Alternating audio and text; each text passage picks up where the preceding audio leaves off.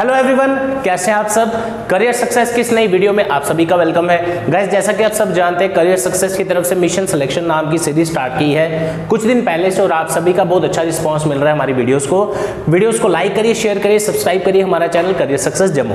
Guys, आज की video में हम बात करने वाले हैं नेगेटिव मार्किंग के बारे में। जैसा कि आप सब यहाँ पे देख रहे होंगे, negative marking exam point of view से competitive exams, government job exams में, चाहे वो जेके एसएसबी का हो, बैंकिंग का हो, कोई भी एग्जाम हो, उसमें एक बहुत इंपॉर्टेंट रोल प्ले करता है आपकी नेगेटिव मार्किंग। खासकर अगर आप फर्स्ट टाइम तैयारी कर रहे हैं या आपने अगर कभी एग्जाम दिया है तो आप अच्छे से जानते हैं कि इसका क्या मीनिंग है और इसको हमने कैसे अवॉइड करना है। तो इस वीडियो में यही चीजें हम डिस्कस करने वाले हैं। जो भी आपके क्वेश्चंस है नेगेटिव मार्किंग को लेके, चाहे वो जेके एसएसबी अकाउंट असिस्टेंट का एग्जाम हो या क्लास 4 का है या जेके बैंक का हो, कोई भी एग्जाम हो, ये सभी एग्जाम्स के लिए आपको इंपॉर्टेंट रहेगी। वीडियो एंड तक देखिएगा। चलिए गाइस, शुरू करते हैं। चलिए गाइस, स्टार्ट करते हैं। सबसे पहले आज हम बात करेंगे कि नेगेटिव मार्किंग का क्या मतलब है, नेगेटिव मार्किंग होती क्या है।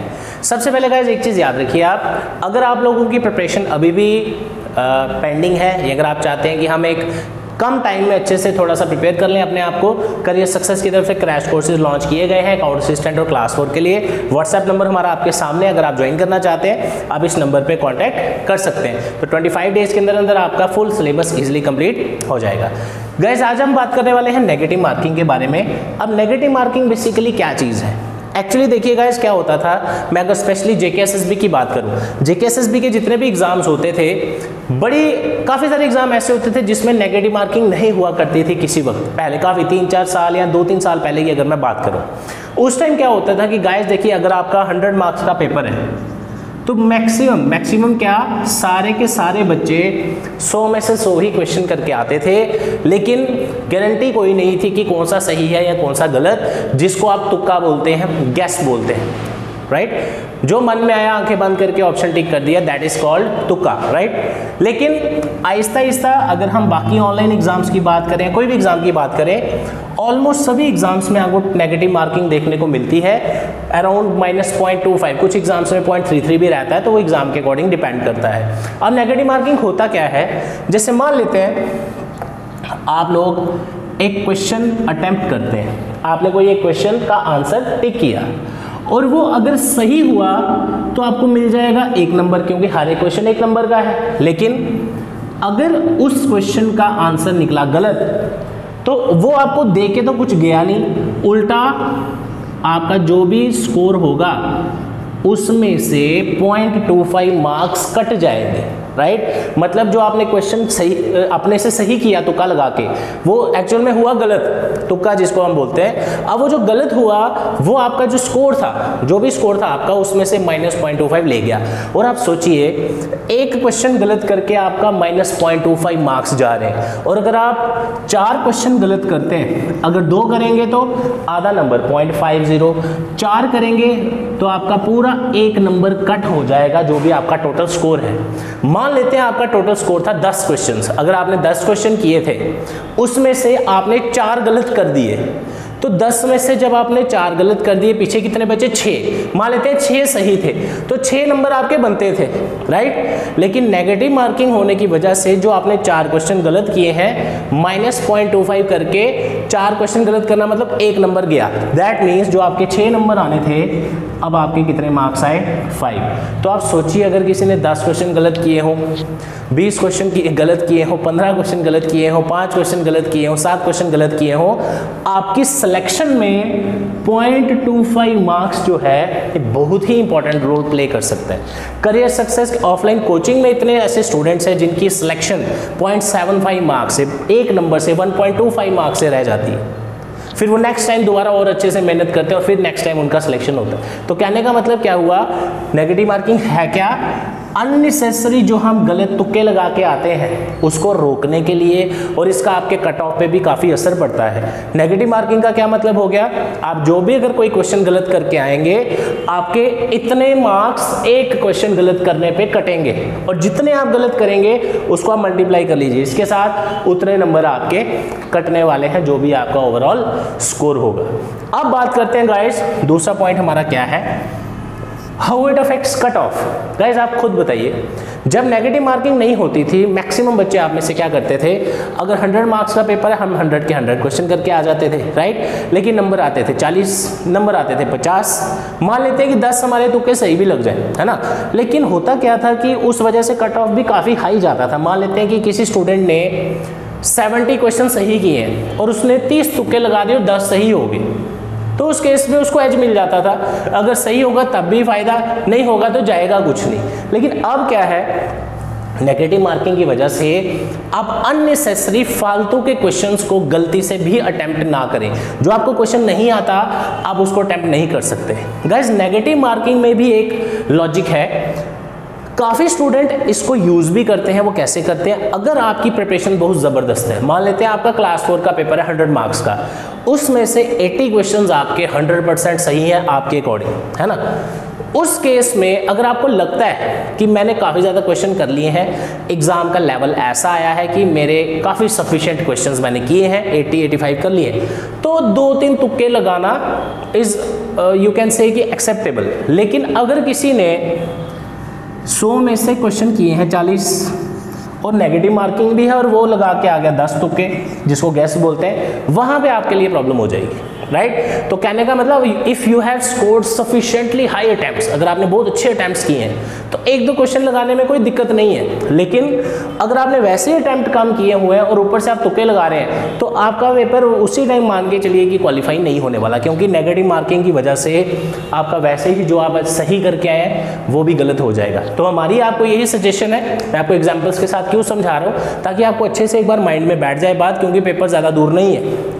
ऑलमोस्ट आप कह सकते हैं महीना भी नहीं रहा अकाउंट असिस्टेंट और क्लास 4 के एग्जाम्स के लिए, राइट। तो इसलिए इन चीज़ों को सीरियसली लें और अपनी प्रिपरेशन को भी इसी के अकॉर्डिंग चलाएं। जैसे आप हमारी Android app my class by career success, जो कि आप प्ले स्टोर से डाउनलोड कर सकते हैं, जिसका लिंक डिस्क्रिप्शन में भी है, वहाँ पे जितने भी मॉक टेस्ट हम डाल रहे हैं, हम डेली बेसिस पे एनालाइज करते हैं कितने स्टूडेंट उसको टेस्ट दे रहे हैं। अभी मैं उसमें क्या देख रहा था और ये वीडियो हमने क्यों बनाया, उसी चीज़ को देखते हुए काफ़ी बच्चों ने सीधा सभी अटेम्प्ट्स ए फर्स्ट ऑप्शन सारे 10 के 10 क्वेश्चंस के फर्स्ट लगाए हैं। दैट इज़ प्रैक्टिकली रॉन्ग, क्योंकि उन्होंने हार्डली 10 सेकंड या 20 सेकंड अटैम्प्ट किया होगा।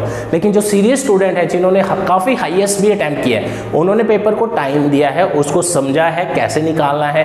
कभी कभी ऐसा भी होता है क्वेश्चन थोड़ा ट्विस्टेड पूछा जाए, तो उस केस में ध्यान रखिएगा। आपने सिंपल सा क्या याद रखना है, अगर आपको क्वेश्चन आता है, चाहे कोई भी एग्ज़ाम हो आपका, अगर आप श्योर हैं कि उसका आंसर आपको आता है, तभी आप उसको टिक करिए। अगर आपको थोड़ी सी भी उसमें कन्फ्यूजन है, डाउट है, तो आप उसको छोड़िए, क्योंकि करेंगे और वो गलत निकला तो आपका नेगेटिव मार्किंग हो जाएगी। इसलिए आपको एक्यूरेसी मेंटेन करनी है, जो कि मेरा लास्ट पॉइंट है आपको डिस्कस करने वाला। अपने पेपर में स्पीड भी रखनी है कि जल्दी जल्दी पेपर हो जाए, ऐसा ना हो पेपर खत्म होने वाला और आप उस टाइम हमें याद है कि मैंने तो ऑप्शन ही नहीं टिक किए। बड़े सारे स्टूडेंट क्या करते हैं मैं बताता हूँ, वो क्वेश्चन पेपर पे आंसर टिक कर लेते हैं, लास्ट में जब 10 मिनट रह जाते हैं उस टाइम पे वो अपनी OMR शीट में मार्क करते हैं। वो गलत नहीं है, लेकिन अननेसेसरी रिस्क लेने का भी कोई फायदा नहीं है। अपने पेपर पे फोकस रहिए, वो ज़्यादा इंपॉर्टेंट है, राइट। आगे हम बात करते हैं अवॉइड। अब इसको अवॉइड कैसे किया जाए। गाइस देखिए, सबसे पहले एक चीज़ आप अपने माइंड से निकाल दीजिए कि अगर मेरे पेपर में 4 सेक्शंस आनी है, मैं 3 ही पढ़ के जाऊंगा और वो ही तीनों को अटेम्प्ट करूंगा। जो मैंने नहीं की है मेरे उसके मार्क्स भी मैं 3 में से निकाल लूँगा। ये एक ट्रेडिशनल पुरानी अप्रोच आप बोल सकते हो।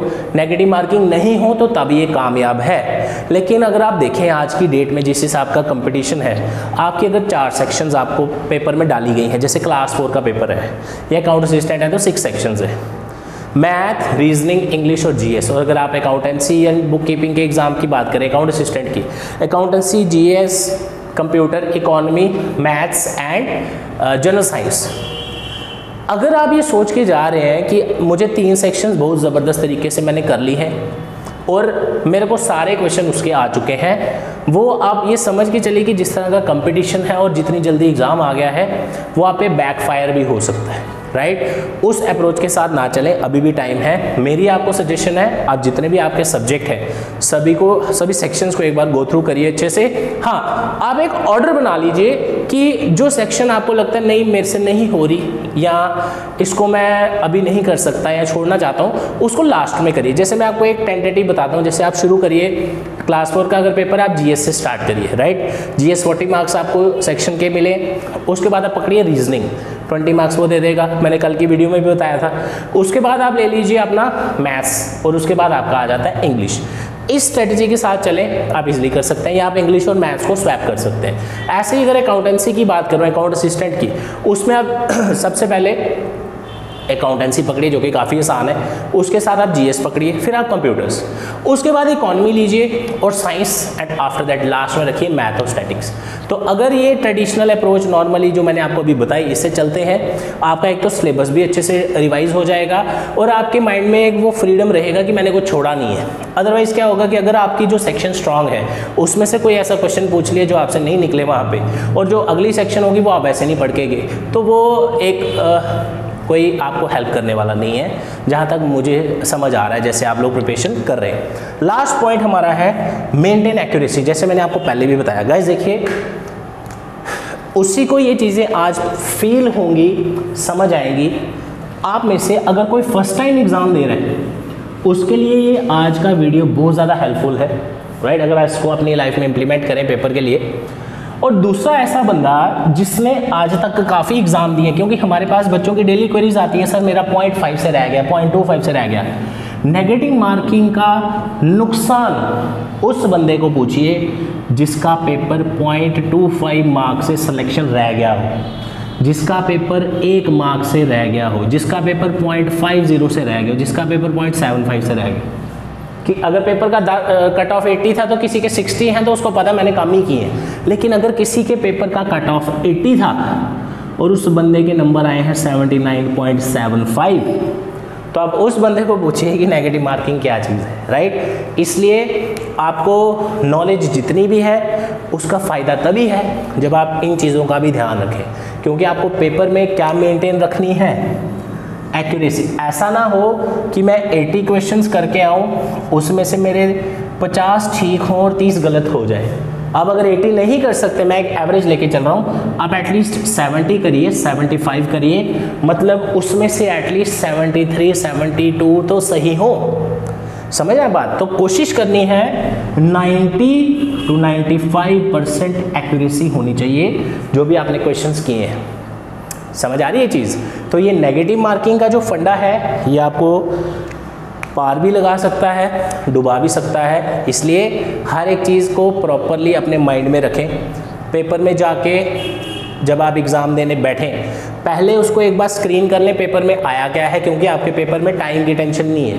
और JKSSB के पेपर ऐसे होते हैं, क्योंकि we are teaching it for the last 6 to 7 year, तो हमें पता है इसके बारे में ऑफलाइन में।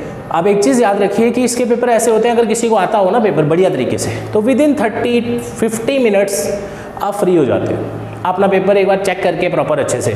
और अगर आप में से कोई फर्स्ट टाइम एग्ज़ाम देने वाला है, आप ज़रूर एक काम करिएगा, सबसे पहले आप देखिएगा पेपर में जो जो क्वेश्चंस आपको आते हैं पहले उसको अटेम्प्ट करिए।